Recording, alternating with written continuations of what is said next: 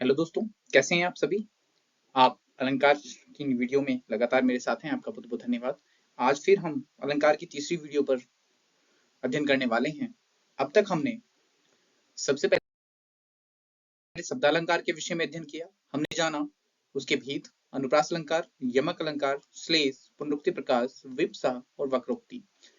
उसके बाद हमने अर्थालंकार के विषय में अध्ययन, जहां पर अर्थ से चमत्कार उत्पन्न होता है वहां अर्थालंकार होता है। हमने एग्जाम्पल से भी समझा कि फूलों के पास पास रहते हैं फिर भी कांटे उदास रहते हैं, या फिर पायो जी मैंने राम रतन धन पायो, इन एग्जाम्पल से हमने पिछले वीडियो में समझा। हमने अलंकार के अध्ययन में दो भेद, शब्दालंकार और अर्थालंकार, अर्थालंकार के भी जो उपभेद थे हमने विस्तृत रूप से इन 15 के 15 भेदों का अध्ययन किया। आज की यह जो वीडियो है हमारी अलंकार के भेद के अंतर्गत शब्दालंकार अर्थालंकार के बाद जो हमारे दो अलंकार बचे हैं, उभयालंकार और पाश्चात्य अलंकार। आज की यह वीडियो इन दोनों अलंकारों पर रहने वाली है। तो इस वीडियो में मैं आपका हार्दिक स्वागत करता हूं। मैं रविकांत प्रजापति अलंकार की तीसरी वीडियो में। आइए हम आरंभ करते हैं अलंकार के अन्य दो भेदों को, जिसमें पहले आता है उभयालंकार। उभयालंकार क्या होता है? अलंकार का वह रूप जिसमें शब्दालंकार तथा अर्थालंकार दोनों अलंकारों का योग होता है, तो वह उभयालंकार कहलाता है। साधारण शब्दों में यदि हम बात करें, वह अलंकार जो शब्द तथा अर्थ दोनों पर आधारित रहकर दोनों को चमत्कारी बनाता है, तो वह उभयालंकार कहलाता है। हमने इससे पहले जो जाना था, सबसे पहले शब्दालंकार था जिसमें शब्द चमत्कार उत्पन्न करते हैं, उसको शब्दालंकार कहते थे, जिसमें हमने अनुप्रास, यमक आदि 6 भेदों का वर्णन किया था। उसके बाद हमने अर्थालंकार जो अर्थ से चमत्कार उत्पन्न करते हैं उन्हें अर्थालंकार कहते हैं, जिसके अंतर्गत हमने 15 प्रमुख अलंकारों का वर्णन किया।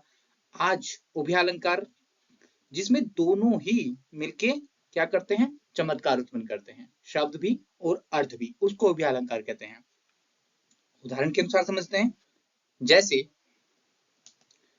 कजरारी अखियन में कजरारी न लखाए, मतलब कजरारी अखियन मतलब काली काली आंखें, और कजरारी मतलब काजल, न लखाए मतलब अर्थ भी और शब्द भी दोनों के अनुसार इस पंक्ति में हमें नजर अलंकार आ रहे हैं, तो ये उभयालंकार का एक महत्वपूर्ण उदाहरण है। उसके बाद हम बात करें तो उभयालंकार भी दो प्रकार के होते हैं, जिसमें पहला होता है संसृष्टि उभयालंकार और दूसरा होता है संकर उभयालंकार। महत्वपूर्ण है कि इन दोनों में क्या भेद है, तो आइए हम उसका अध्ययन करते हैं। सबसे पहले संसृष्टि उभयालंकार को जानते हैं, जहां दो या दो से अधिक अलंकार परस्पर मिलकर भी स्पष्ट रहें, मतलब मिल भी रहे हैं फिर भी हमें स्पष्ट है कि कौन से अलंकार है, तो वहां संसृष्टि अलंकार होता है। जैसे तिल और तंडुल, तंडुल चावल को बोलते हैं, भी मिलकर पृथक पृथक मतलब उन दोनों को आपस में मिला भी दिया जाए तो हमें पता है कि तिल काले रंग का होता है, सफेद रंग के चावल होते हैं और दोनों का हम पहचान लेते हैं कि अलग हैं। उसी प्रकार यदि संसृष्टि अलंकार में कई अलंकार मिले रहते हैं किंतु उनकी पहचान किसी भी प्रकार कठिनाई नहीं होती, हम उन्हें पहचान लेते हैं। संसृष्टि में कई शब्दालंकार, कई अर्थालंकार अथवा कई शब्दालंकार और अर्थालंकार एक साथ रह सकते हैं, वह संसृष्टि उभयालंकार है। उदाहरण से समझते हैं, दो अर्थालंकारों की संसृष्टि का उदाहरण लें। इसमें हम देखते हैं, भूपति भवनु सुभाउ सुभावा, सुरपति सदनु न परतर पावा, मणिमय रचित चारु चौबारे, जनु रतिपति निज हाथ समारे। यहाँ पर हम देख रहे हैं कि प्रथम दो चरणों में प्रतिप अलंकार है तथा बाद के दो चरणों में उत्प्रेक्षा अलंकार है। पहचानने पर हमें क्लियर हो जा रहा है, तो यहाँ पर हम प्रतीप और उत्प्रेक्षा की संसृष्टि को देख रहे हैं, इसलिए इसको हम संसृष्टि उभयालंकार कहते हैं। इसके बाद दूसरा आता है संकर उभयालंकार। संकर में देखते हैं, नीर क्षीर न्याय से परस्पर मिश्रित संकर अलंकार कहलाता है। या फिर हम कहें जहां पर दो या दो से अधिक अलंकार आपस में नीर इक्षर, नीर मतलब पानी और इक्षर मतलब दूध, दूध और पानी की तरह मिले होते हैं, खुले मिले रहते हैं, उसे संकर अलंकार कहते हैं। कि जैसे हमने इससे पहले क्या था, संसृष्टि में हम पहचान पा रहे थे, मिलने के बावजूद भी पहचान पा रहे थे, परंतु यहाँ मिले रहने पर हम उन्हें पहचान नहीं सकते, उनका मेल हो चुका है, संकर हो चुके हैं। कैसे? जैसे निरक्षर अर्थात पानी और दूध को मिलकर एक हो जाते हैं, वैसे ही संकर अलंकारों में कई अलंकार इस प्रकार मिल जाते हैं जिनका पृथक्करण करना संभव नहीं होता। उदाहरण से हम देखते हैं, सट सुधरही सत संगति पाई, पारस प्रस कुधातु सुहाई। कि सट सुधरही मतलब सट जो मूर्ख होते हैं वह भी सुधर जाते हैं यदि उन्होंने सत्संगति पाई हो। पारस परस कुधातु, पारस के स्पर्श से कुधातु भी क्या होती है, सोना बन जाती है। कुधातु मतलब अगर लोहा को भी हम स्पर्श कर दें पारस का तो वह भी सोना हो जाती है। परंतु यहाँ पर पारस और परस में अनुप्रास अलंकार और यमक दोनों हैं और इस प्रकार मिले हैं कि पृथक करना संभव नहीं, इसलिए यहाँ पर संकर अलंकार है।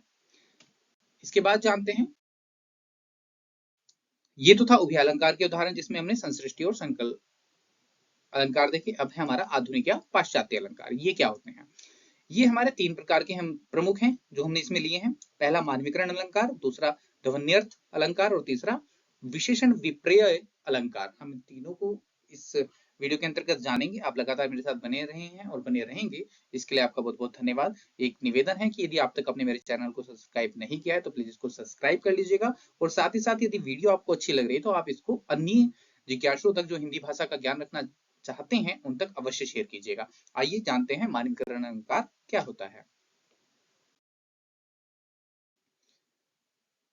जहां प्रकृति पदार्थ अथवा अमूर्त भावों को मानव रूप में चित्रित किया गया वहां मानवीकरण अलंकार होता है। अमानव मतलब प्रकृति, पशु, पक्षी, निर्जीव पदार्थ, इनमें मानवीय गुणों का आरोप मानवीकरण अलंकार कहलाता है। मतलब हम जो मानवीय गुण होते हैं, हमारे मनुष्यों में जो गुण होते हैं, यदि हम प्रकृति में, पशु में, पक्षी में, निर्जीव पदार्थों में वह गुण देखने लगे, उन गुणों के द्वारा हम वस्तुओं को मानने लगे तो वहां पर मानवीय अलंकार हो जाता है। कैसे? उदाहरण से समझ जाएंगे। दिवसावसान का समय मेघमय आसमान से उतर रही, वह संध्या सुंदरी परी सी धीरे धीरे धीरे।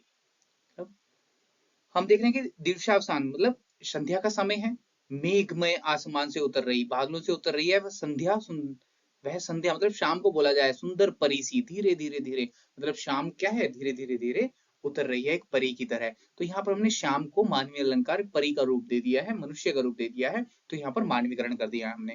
दूसरा उदाहरण देखिए, जागी वनस्पतियां अलस्याई मुख, धोती शीतल जल से। मतलब वनस्पतियां क्या है, जाग गई हैं, जो क्या थी, अलसाई हुई थी, आलस्य आया हुआ था, अब मुख धो रही हैं शीतल जल से। परंतु क्या आपने कभी देखा है कि वनस्पतियां अपना मुख धो रही हो, क्या वो अलसाई हुई हो? परंतु नहीं, हमने उनमें मानवीकरण कर दिया है, हमने उनमें मानवीय गुण डाल दिए हैं, तो वनस्पतियों में भी अब हम क्या कर रहे हैं, मानवीकरण अलंकार देख पा रहे हैं। उसके बाद आता है ध्वन्यर्थ अलंकार। जहां ऐसे शब्दों का प्रयोग होना जिनसे वर्णित वस्तु प्रसंग की ध्वनि चित्र अंकित हो, वहां ध्वन्यर्थ अलंकार होता है। मतलब हमें ऐसे वर्णित वस्तु के अंतर्गत ध्वनियों की आवाज आने लगी, जैसे चरमर चरमर चू, चरमर जा रही चली भैंसा गाड़ी। मतलब हमने भैंसा गाड़ी के चलने की जो चरचर चरमर की आवाज है उसको भी पंक्तिबद्ध कर दिया है, शब्द में उसकी भी वर्तनी हमने चिन्हित कर दी है। तो यहाँ पर ध्वन्यर्थ अलंकार हमने डाला गया है। तो आइए जो हमारा पाश्चात्य अलंकार के अंतर्गत तीसरा अलंकार है उसको भी देख लेते हैं। विशेषण विपर्य अलंकार। विशेषण का विपर्य कर देना, स्थान बदल देना।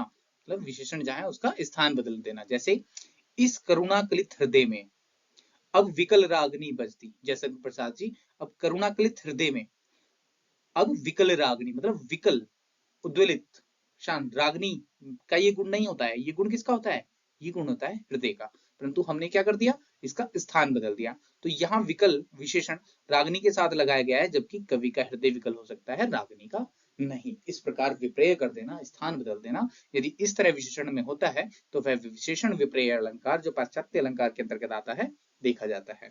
इस प्रकार हमने सबसे पहली वीडियो में हमने शब्दालंकार, उसके बाद अर्थालंकार और आज की इस वीडियो में हमने उभयालंकार और उसके पश्चात पाश्चात्य अलंकार का वर्णन किया है। अपेक्षा करता हूं आप सभी ने इन वीडियो को ध्यान से देखा होगा, इसके उदाहरणों को बहुत ध्यान से समझा होगा, जो हमारी आगामी परीक्षाओं के लिए बहुत ही महत्वपूर्ण रहने वाले हैं।